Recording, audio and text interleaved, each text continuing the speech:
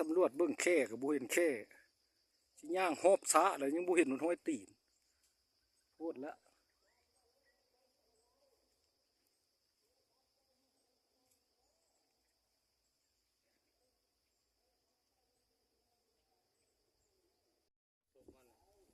พุ่นน่ะว่าเป็นนั่นน่ะภาคขี้ดินโอ้ขี้ดินมาระวังนั่นน่ะความวางภาคสงกรานต์มาตอนไปหาน่ะมันขึ้นดึงพังเลยมันขึ้นนอนน่ะดึงอ่ะใช้ได้ต้องเฮ็ดกับมันหมดที่ได้จักมันบ่ขึ้นเลยประมาณ3 โมงมันขึ้นมานอนแล้วพังข้านขึ้นมาว่าโตนอนอยู่แล้วนี่เขาก็จับตายปลูกตายหยังเบิ่งไว้ดุนเขา